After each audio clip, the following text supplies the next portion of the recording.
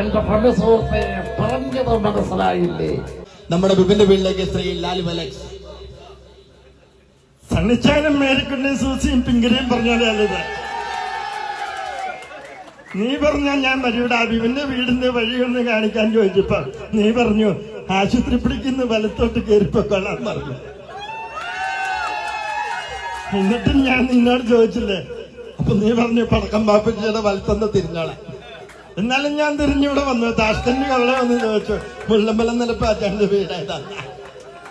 അപ്പൊ എന്നോട് പറഞ്ഞു അജയന്റെ വീട് ഇതാന്ന്. എന്നാലും കൊച്ചിന്റെ കല്യാണമൊക്കെ എല്ലാരും സന്തോഷത്തോടെ കൂടിക്കോ. വീണ്ടും വരാം. വീണ്ടും വരുന്നു പ്രിയങ്കരനായ ശ്രീ അന്തരിച്ചു പോയ നമ്മുടെ ശ്രീ ഉമ്മൻചാണ്ടി സാർ വരികയാണ്.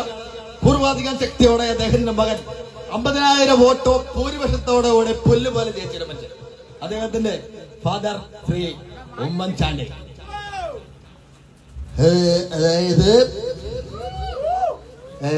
ഇവിടെ ഈ താഷ്കണ്ടില് മുല്ലമല നിരപ്പേര് അജയന്റെ മകളുടെ കല്യാണത്തിന് വന്നതും എന്താ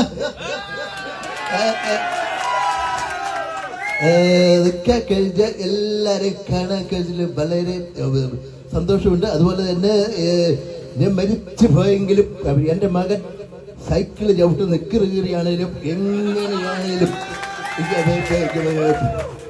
പമ്പച്ച് ഭൂരിപക്ഷത്തോടെ ജയിച്ചു. അതായത് പുതുപ്പള്ളിയിലെ എന്റെ കബറിന്റെ മുമ്പിൽ വന്ന് കരഞ്ഞവൻ പറഞ്ഞു പപ്പ ജയിച്ചു. അങ്ങനെ ജയിച്ചു. പാവം പയ്യൻ ജയിച്ചു. എല്ലാ വോട്ട് ചെയ്ത എല്ലാ ആൾക്കാർക്കും എന്താ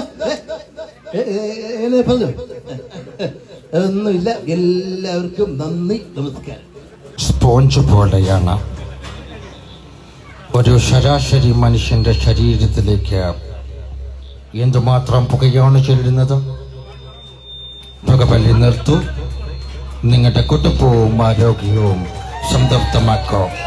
വീണ്ടും ഗോപകുമാർ. രാജു, ഈയിടെയായി നിന്നെ നെൽപ്പാടത്തേക്കൊന്നും കാണുന്നതേയില്ലല്ലോ. ഗോപാല, കർഷക മന്ത്രാലയ കർഷക ബന്ധു കാട്ടുവാങ്ങാൻ പോയതായിരുന്നു.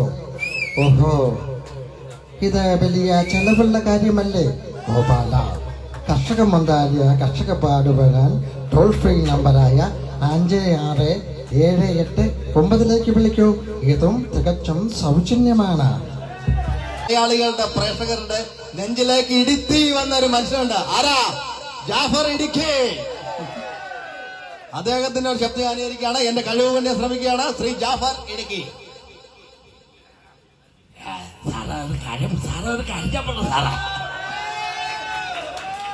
അതെ സാറേ, കക്കാൻ കയറി പോലെ സമയമുണ്ട് സാറേ.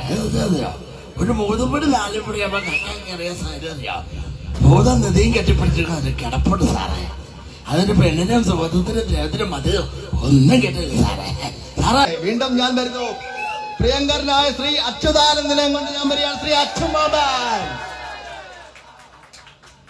പ്രിയമുള്ള സുഹൃത്തുക്കളെ,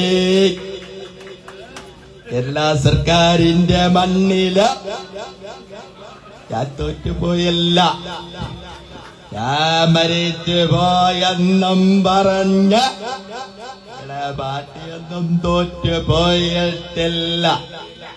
പൂർവാധികം ശക്തിയോട് തിരിച്ച് വരുന്ന ഒരു കാലം 5 വർഷത്തിനുള്ളിൽ കണിച്ച് തന്നിരിക്കും.